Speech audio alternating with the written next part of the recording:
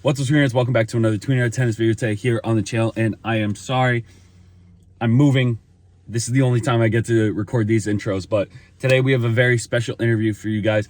If you guys have noticed, if you've been following us on social media, you know that we just spent the last weekend in North Carolina visiting NC State.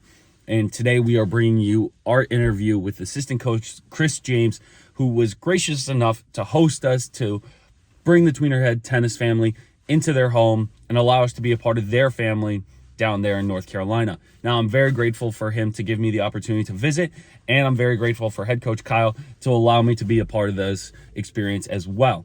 Guys, I want to thank you personally for getting us to 3,000 subscribers.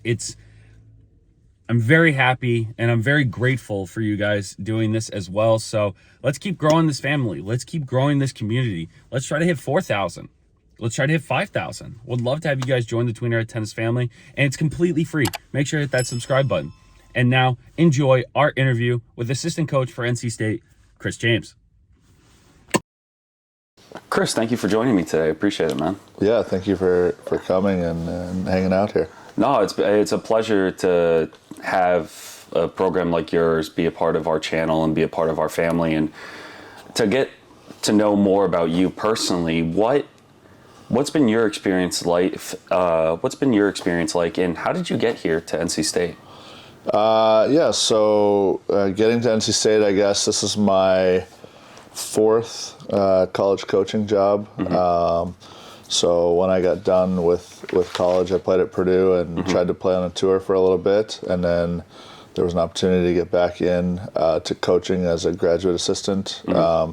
So I took it, did my master's, and kind of quickly figured out that coaching was the thing for me. And so then just like a lot of college coaches, kind of gone through that pathway. I got to be a head coach for 6 years, which was great. And then actually was a volunteer assistant coach as well.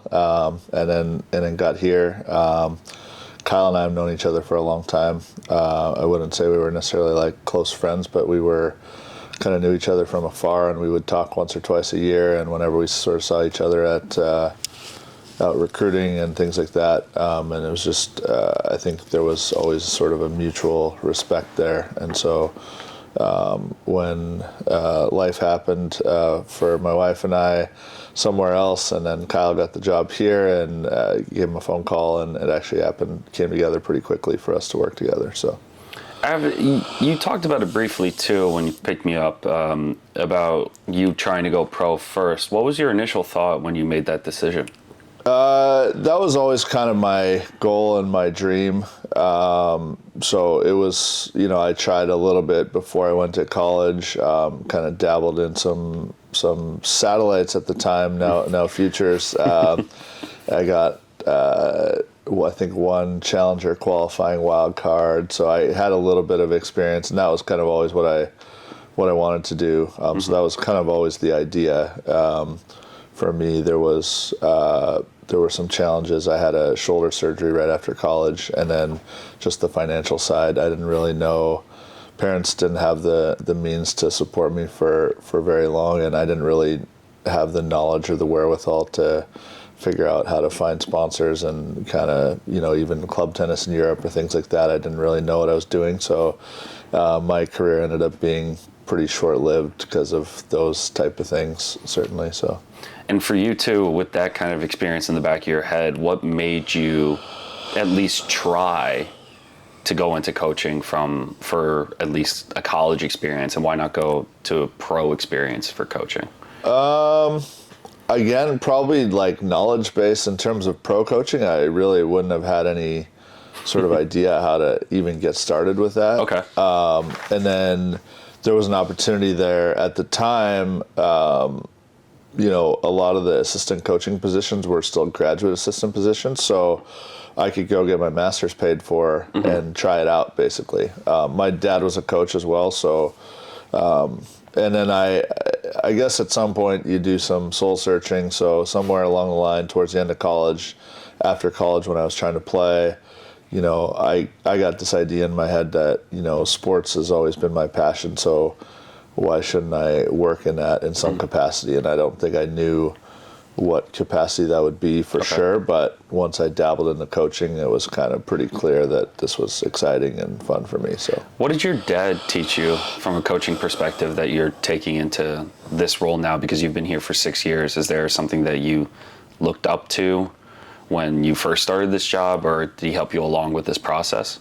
I think, obviously it was pretty comprehensive. He was my coach for my entire life before I went to college, and then obviously still when I was trying to play after college, sounding board and summers and things like that. But I guess I would take two big things from him. One is just continuing to learn. So he was not some big time tennis player when he was younger. He kind of discovered it late in high school, and then it kind of became his summer job, and then eventually his full-time job.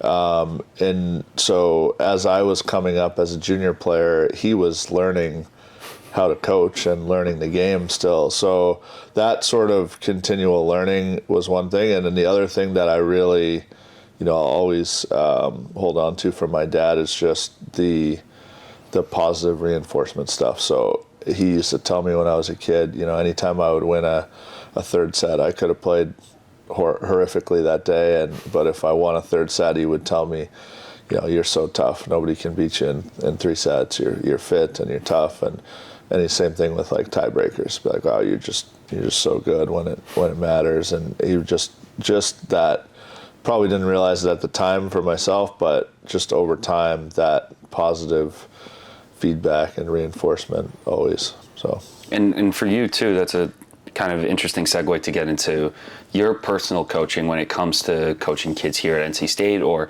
at other schools that you've done before. What is your philosophy when it comes to coaching a player, a team, a individual in tennis? I don't know that I would say that I have this one overarching philosophy, honestly, but I think that it's a collaborative approach with a player. I believe strongly in putting in the work and that kind of deal, but I'm not also like the hard driving, screaming at the player, that kind of thing.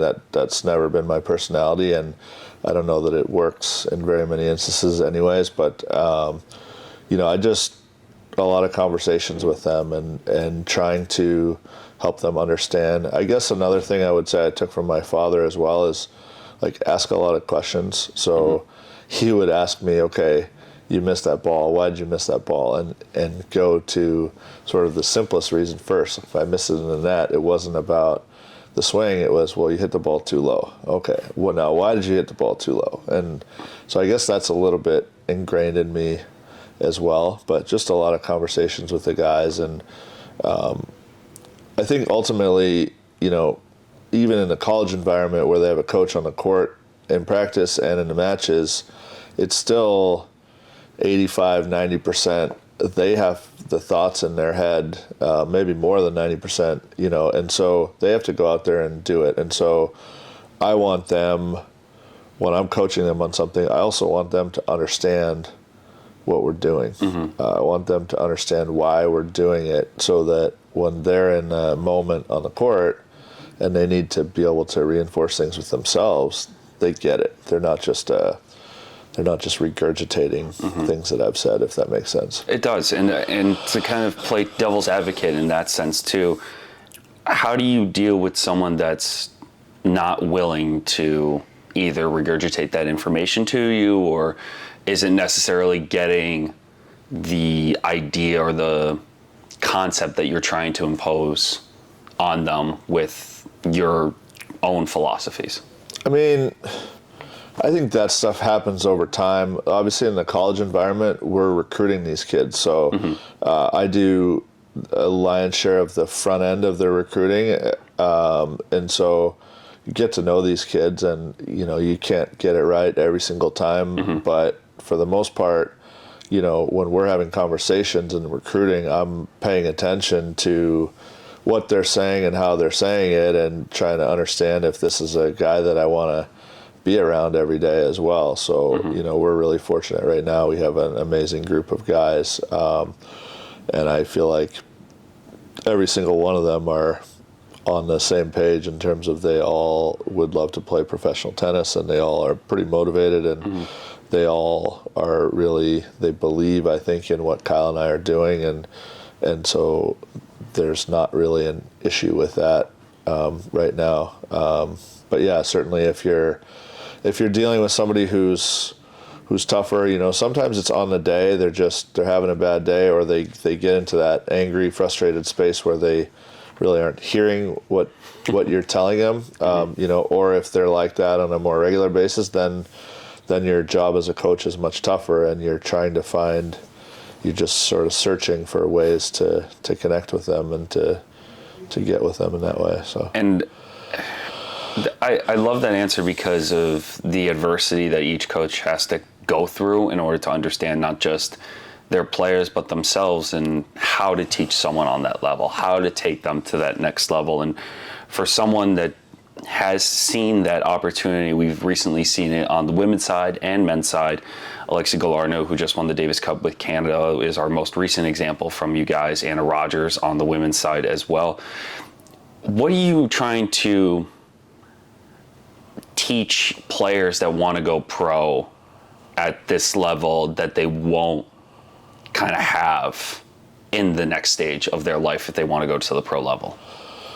I think there's really two phases if they want to go pro and they're coming to college. And so if they're coming to college, they're not one of these prodigies like a Tsitsipas or a Zverev who's ready to go at 17, 18 years old. And so they need more time. And typically if they need more time, there's sort of two or three sides to it. They either don't have the game yet, which is, you know, okay, is there even some potential there to play pro? And we're not in the business of killing dreams. So, you know, I most of the guys that we get, I do think there's at least some potential there from that side. And then, you know, really like a lot of helping them with their processes.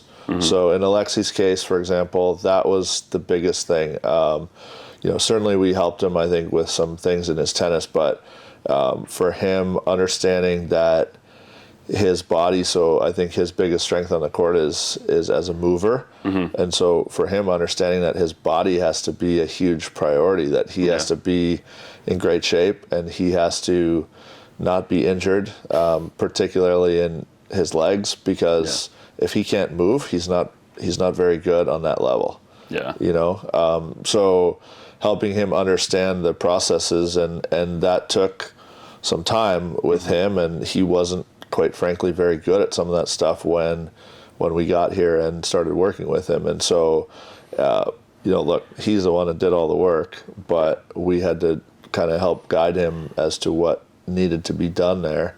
And then it started coming together as we worked together. So that was pretty fun. So we have some other guys that are sort of in a similar boat. And then there's some guys where you go, okay, well, if you want to be a pro, you're a really good player right now, but if you want to be a pro, you're going to have some weapons or some things that will allow you to play in at that level. And we might have to go to work on some technical development or tactical things like that as well. So, no, it's a fair point, because it takes a lot to like you said, take it to that next level. We had some guys in college, Learn 10, that just committed to USC. You had other kids, Ethan Quinn, who's at Georgia right now, Gabby Diallo, that just basically gave up his last year playing for Kentucky. You have all these guys that are ready for that. You've seen flashes getting to that next level. So the question I'm trying to get to is, when recently the NCAA came out with their moving their individual championships to the fall for year 2024 and 2025. And Steve Johnson had a tweet that said it's not fair for players, because that's kind of where some of these young kids get to try out on the pro level. They get to play challengers, they get to travel a little bit. Do you think, what's your take on that? Because now that we have all these kids playing pro tournaments as well during the college season, what's your take on kind of that new role? So having really dove into it fully yet, Okay. but I do have a couple takes. I think one is that I'm happy that they did a 2-year trial. I think that's Okay. the right move. There's been a lot of momentum to move it to the fall, but there's also been arguments, lots of back and forth on both sides. Okay. I'm not in all those conversations, but you hear things when you're talking to people, and Yeah. so I think that trying it out for 2 years, look, we're trying to make college tennis better and make it more relevant, and so let's try it. And if it works, fantastic. If it doesn't, it's a 2-year deal, and maybe they go back. Who knows with the NCAA these days? But that's sort of so for me that makes sense. And in terms of fall season pro stuff, look, I think that's going to be on the coaches and on the individuals to figure out how they want to manage that. I think you already had some scenarios where guys were skipping the NCAA individuals in the spring a couple times, and or just not real motivated to play their best there because it didn't really matter in terms of the next phase of their career. Right now, if you're an American, you win it, you get to walk into the US Open, that's a big deal. But if you're an international guy, there's not necessarily a carrot unless your motivation is completely for the school, and I want to win this championship for the school, right? And so I think that's up to each individual program and coach as to how you want to manage that, and how you want to help these guys manage their careers. Alexei, as an example, when he was here, he didn't play a single college tournament in the fall for his last 2 years here. He played all pro stuff, and in his case, it was partly getting the experience of those high-level matches. But look, we had guys in college. He wasn't number one in college, so there were guys in college that could test him as well. But there was the other piece for him, which was actually building his ranking so that when he left here, he was ready to go straight into the challengers. I think he played one futures after he graduated, and then the rest was all challenger level with bigger points and free hotel and all the stuff that makes that a better tour than the Futures Tour. Yeah, it's true, though. It's true. And I think my last question to you, and I really appreciate your time for doing this, Cris, what's one thing, if you had the power to change anything with college tennis, what do you think you would change?